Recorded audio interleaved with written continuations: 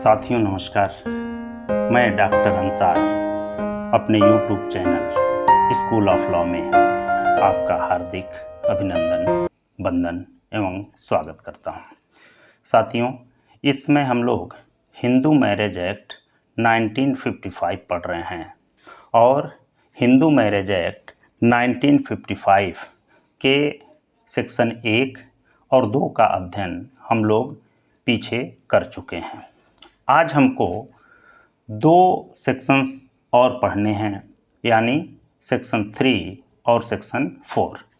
Section 3 में परिभाषा बताई गई है, डेफिनेशंस बताए गए हैं, और सेक्शन 4 में अधिनियम का सर्वोपरि प्रभाव यानी overriding effect of act. Section 3 में परिभाषा बताई गई है और विभिन्न शब्दों को इसमें परिभाषित किया गया है। सवाल उठता है कि इन विभिन्न शब्दों को परिभाषित करने की आवश्यकता क्यों महसूस हुई या क्यों महसूस होती है।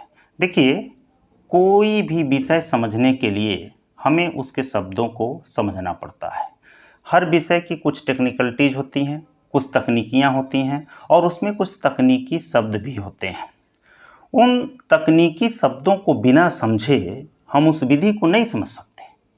इसीलिए सबसे पहले जो कुछ टेक्निकल वर्ड्स होते हैं, तकनीकी शब्द होते हैं, जिसके बिना हम उस विषय को नहीं समझ सकते, उसको शुरू में ही स्पष्ट कर दिया जाता है। इस अधिनियम में भी कुछ ऐसे टेक्निकल वर्ड्स हैं, टेक्निकल शब्द हैं, जिसको बिना समझे बिना जाने हम इस अधिनियम को संपूर्ण रूप से नहीं समझ सकते। अधिनियम की धारा 3 में इन्हीं शब्दों को पहले परिभाषित कर दिया गया है और परिभाषित करके यह स्पष्ट कर दिया गया है कि किन शब्दों का क्या अर्थ लगाया जाएगा। देखिए, अधिनियम की धारा 3 जो डेफिनेशन क्लाज है, डेफिनेशन से रिलेटेड है, उसके सेक्शन 3A में रूढ़ि और प्रथा यानी कस्टम और यूजेज को परिभाषित किया गया है। सेक्शन 3B में जिला न्यायालय यानी डिस्ट्रिक्ट कोर्ट को परिभाषित किया गया है। सेक्शन 3C में सगा और सौतेला यानी फुल ब्लड और हाफ ब्लड को परिभाषित किया गया है। सेक्शन 3D में सहोदर यानी यूट्रीन ब्लड को परिभाषित किया गया है। सेक्शन 3E में विहित यानी प्रिस्क्राइब्ड को बताया गया है। सेक्शन 3F में सपिंड नातेदारी को बताया गया है और सेक्शन 3G में प्रतिषिद्ध नातेदारी यानी प्रोहिबिटेड रिलेशनशिप के बारे में बताया गया है। तो सबसे पहले हम सेक्शन 3A का अध्ययन करते हैं। सेक्शन 3A में रूढ़ि और प्रथा के बारे में बताया गया है। देखिए, वास्तव में रूढ़ि और प्रथा एक ही होता है, दोनों एक दूसरे के पर्यायवाची ही होते हैं, यानी कस्टम एंड यूजेज एक दूसरे के पर्यायवाची ही होते हैं। उसके बावजूद भी इसमें निश्चित रूप से थोड़ा सा अंतर है, जो पठन पाठन की दृष्टि से अंतर किया जाता है। रूढ़ि और प्रथा क्या है, यानी कस्टम और यूजेज क्या है। देखिए, कस्टम और यूजेज वे नियम हैं जो किसी परिवार, वर्ग अथवा स्थान विशेष में बहुत पहले से चले आने के कारण विधि से बाध्यकारी मान्यता प्राप्त कर लेती है। वास्तव में प्रथाएं एवं रूढ़ियां एक दूसरे की पर्यायवाची मानी जाती हैं, फिर भी पठन पाठन की दृष्टि से इसमें थोड़ा सा अंतर किया जाता है। क्या अंतर किया जाता है? देखिए, वास्तव में जो प्रथाएं होती हैं वह अति प्राचीन होती हैं, यानी लंबे समय से चली आ रही, जबकि जो रूढ़ियां होती हैं अपेक्षाकृत प्रथाओं से कम प्राचीन होती है। आप यह भी कह सकते हैं कि कोई प्रथा जो लंबे समय से चली आ रही है वही आगे जाकर के रूढ़ि बन जाती है, और अगर विधि का बल प्राप्त कर ले तो वह विधिमान्य रूढ़ि हो जाती है। कोई रूढ़ि या प्रथा यूं ही विधि का बल नहीं प्राप्त कर लेगा। सेक्शन 3A में बताया गया है कि कब कोई रूढ़ि या प्रथा बाध्यकारी बल या विधि का बल प्राप्त कर लेगी। देखिए, अगर किसी रूढ़ि और प्रथा में निम्न एसेंशियल एलिमेंट्स हों, यानी निम्न आवश्यक तत्व हों तो वह रूढ़ि या प्रथा विधि का बल प्राप्त कर लेगी। वह एसेंशियल एलिमेंट्स क्या हैं? सबसे पहले कोई रूढ़ि या प्रथा प्राचीन होना चाहिए। प्राचीन होना मीन्स लंबे समय से वह चली आ रही हो। दूसरा है कि निरंतरता उसमें होनी चाहिए, कंटिन्यूटी होनी चाहिए, यानी वह उसका पालन निरंतरता में किया जाता रहा हो। और दूसरा है उसमें एक रूपता होनी चाहिए, वह एक रूपता में होनी चाहिए। चौथा है निश्चितता होनी चाहिए। पांचवा है युक्तियुक्ता होनी चाहिए। छठा है यह लोक नीति के विरुद्ध नहीं होना चाहिए। और सातवां है यह विधान के विरुद्ध नहीं होना चाहिए। अगर इन 7 एसेंशियल एलिमेंट को कोई रूढ़ि या प्रथा फुलफिल करती है तो वह बाध्यकर रूढ़ि या प्रथा बन जाती है, यानी उसे विधि का बल प्राप्त हो जाता है। बाकी रूढ़ि और प्रथा के बारे में हम आगे पढ़ेंगे। जब हम हिंदू विधि के स्रोत का अध्ययन करेंगे तो इसके बारे में हम डिटेल अध्ययन करेंगे। देखिए, जो दूसरी परिभाषा है वह है जिला न्यायालय। देखिए, जिला न्यायालय को सेक्शन 3B में परिभाषित किया गया है। 3B में परिभाषित किया गया है जिला न्यायालय को, और 3B में बताया गया है कि जिला न्यायालय कौन सा न्यायालय होगा या किस न्यायालय को जिला न्यायालय कहा जाएगा। देखिए, इस अधिनियम के प्रयोजन हेतु प्रथम क्षेत्राधिकारिता का जो न्यायालय होता है वह जिला न्यायालय होता है। अर्थात इस अधिनियम के प्रयोजन हेतु जो प्रथम कॉम्पिटेंट कोर्ट होता है या है वह डिस्ट्रिक्ट कोर्ट है, जिला न्यायालय है। आप जानते हैं कि न्यायालयों की एक श्रेणीबद्धता है, जैसे सुप्रीम कोर्ट, हाई कोर्ट और डिस्ट्रिक्ट कोर्ट। देखिए, सिविल न्यायालयों को 2 वर्गों में विभाजित किया गया है, सिविल जज जूनियर डिवीजन और सिविल जज सीनियर डिवीजन। देखिए, सिविल जज सीनियर डिवीजन का जो सर्वोपरि न्यायालय होता है वही डिस्ट्रिक्ट कोर्ट होता है, जिला न्यायालय होता है। और इस अधिनियम के प्रयोजन हेतु जिला न्यायालय ही कॉम्पिटेंट कोर्ट है। अब हम सेक्शन 3C को पढ़ेंगे। सेक्शन 3C में सगा और सौतेला के बारे में बताया गया है। देखिए, सेक्शन 3C क्या कहता है? सेक्शन 3C कहती है कि कोई 2 व्यक्ति एक दूसरे के सगे नातेदार तब कहलाते हैं जब वे एक ही पूर्वज से उसकी एक पत्नी से जन्मे हों, और सौतेले नातेदार तब कहलाते हैं जबकि वे एक ही पूर्वज किंतु भिन्न पत्नियों से जन्मे हों। देखिए, सगा और सौतेला, इसे समझने के लिए हमको थोड़ा सा बोर्ड पे जाना पड़ेगा। देखिए, सगा, इसी को हम लोग फुल ब्लड कहते हैं। फुल ब्लड कौन होता है इसको हम समझते हैं। देखिए, जैसा कि बैरेक्ट सेक्शन 3C में कहा गया है कि सगा, कोई 2 व्यक्ति एक दूसरे के सगे नातेदार तब कहलाते हैं जब वह एक ही पूर्वज और एक ही पूर्वजा से जन्मे हों। पूर्वज और पूर्वजा, इस बात को भी यहीं पे स्पष्ट कर दिया गया है, स्पष्टीकरण इसके साथ 3C के साथ दिया गया है। और कहा गया है पूर्वज मतलब पिता और पूर्वजा मीन्स माता। तो समझते हैं कि फुल ब्लड और हाफ ब्लड क्या होता है। देखिए, फुल ब्लड, कौन लोग फुल ब्लड होंगे? देखिए, यह यफ नामक एक व्यक्ति है और एक पुरुष है, और एक एम नामक एक स्त्री है। यह दोनों हस्बैंड वाइफ हैं, यह दोनों पति पत्नी हैं, और इन दोनों से 2 बच्चे जन्म लेते हैं। इन दोनों से 2 बच्चे जन्म लेते हैं, यानी इन दोनों से 2 बच्चे जन्म लेते हैं। एक यश, एक पुत्र जन्म लेता है, और एक डी, पुत्री जन्म लेती है। एक यश पुत्र जन्म लेता है और एक डी पुत्री जन्म लेती है। यह फादर है और यह मदर है, यानी यह पिता है और यह माता है, इनकी दो संतान हैं, एक पुत्र है और एक पुत्री है।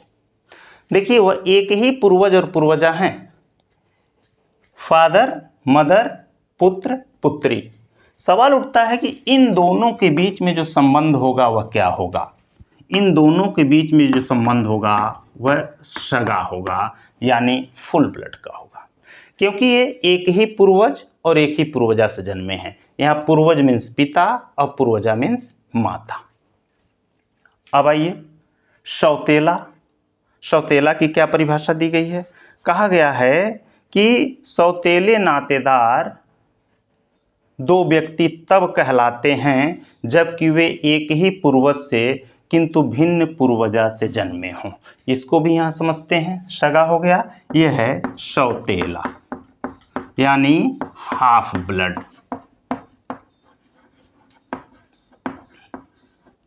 यह है हाफ ब्लड। हाफ ब्लड के कौन लोग होते हैं? एक पूर्वज और भिन्न पूर्वजा से जन्मे लोग हाफ ब्लड होते हैं।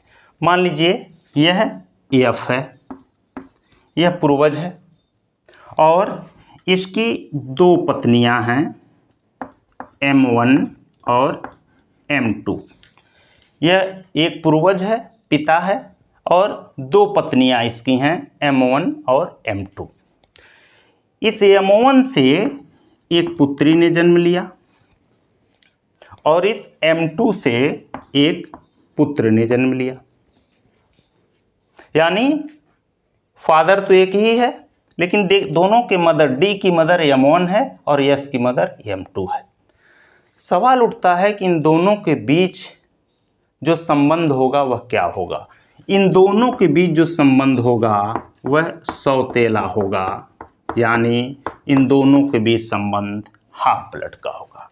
कहने का मतलब जब दो व्यक्ति एक पूर्वज और भिन्न पूर्वजा से जन्मे हों तो उन आपस में सौतेला कहलाएंगे। ये यफ पूर्वज है, पिता है, यह माता है और ये M2 माता है। इससे एक पुत्री जन्म ली, इससे एक पुत्र जन्म लिया, ये क्या होंगे? आपस में सौतेला होंगे। अब सेक्शन 3D देखिए, सेक्शन 3D में सहोदर को परिभाषित किया गया है और कहा गया है कि दो व्यक्ति एक दूसरे के सहोदर तब कहलाते हैं जबकि वे एक ही पूर्वजा परंतु भिन्न पूर्वज से जन्मे हों। यानी माता एक हो और पिता भिन्न हो, उनके जो बच्चे होंगे वो सहोदर होंगे। कहने का मतलब ये जो बच्चे होंगे ये यूट्रीन ब्लड होंगे। ठीक है, इस पे समझते हैं कि ये यूट्रीन ब्लड कौन लोग होंगे? सहोदर। सहोदर कौन लोग होंगे? देखिए, एक पूर्वजा अब भिन्न पूर्वज से जन्मे हों। सपोज करिए ये M है और इसका एक पति F1 है और दूसरा पति F2 है। यह M माता है, यह पिता 1 है, यह पिता 2 है। इससे एक बच्चे ने जन्म लिया या इससे एक बच्चा और एक पुत्री, एक पुत्र ने जन्म लिया और इस फादर से एक पुत्री ने जन्म लिया। इससे एस और डॉटर जन्म लिए और यह इससे F2 से केवल एक पुत्री जन्म ली। माता एक है, पिता भिन्न है। सवाल उठता है कि इन दोनों के बीच में कैसा संबंध होगा। ये दोनों सहोदर कहे जाएंगे। सहोदर कहने का मतलब ये है ये यूट्रीन ब्लड कहे जाएंगे, यानी सहोदर कहे जाएंगे। अर्थात यदि दो व्यक्ति एक पूर्वजा और भिन्न पूर्वज यानी एक माता और भिन्न पिता से जन्मे हों तो आपस में क्या कहलाएंगे? सहोदर कहलाएंगे। सेक्शन 3E में विहित को परिभाषित किया गया है, यानी प्रेस्क्राइब्ड को परिभाषित किया गया है।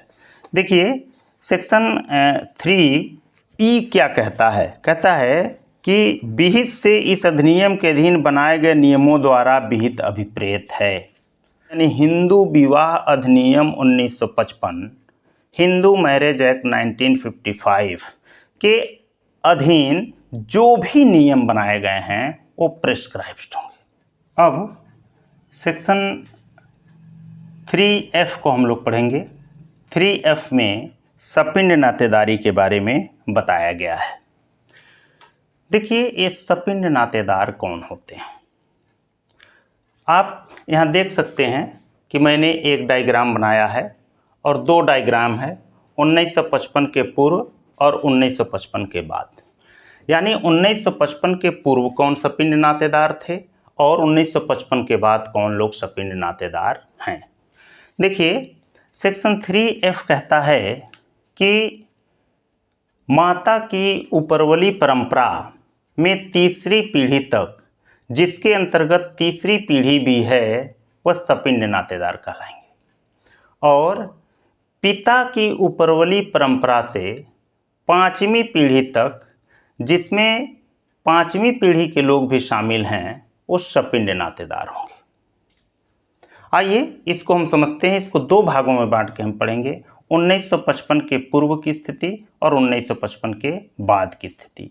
देखिए, कह रहा है कि माता की उपरवली परंपरा से तीसरी पीढ़ी तक। देखिए, 1955 के पूर्व की क्या स्थिति थी।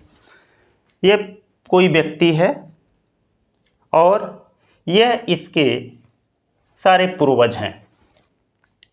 देखिए, ये 1955 के पूर्व यानी ओल्ड लॉ है। इसके बाद हम न्यू लॉ पढ़ेंगे। ओल्ड लॉ कहता था कि ये पी नामक व्यक्ति है, माता की उपरवली पीढ़ी से 5 पीढ़ी तक के लोग और पिता की उपरवली पीढ़ी से 7 पीढ़ी तक के लोग सपिंड नातेदार होंगे। यानी और जिसमें अंतिम पीढ़ी यानी 7वीं पीढ़ी और 5वीं पीढ़ी, इसमें 5वीं पीढ़ी और इसमें 7वीं पीढ़ी भी शामिल है। अब देखिए, यह कोई व्यक्ति है, यह पी नामक व्यक्ति है, यह 1 हो गया। ये माता की उपरवली परंपरा है, ये 2 हो गया, ये 3 हो गया, ये 4 हो गया, यह 5 हो गया। अब जो इसके ऊपर लोग होंगे,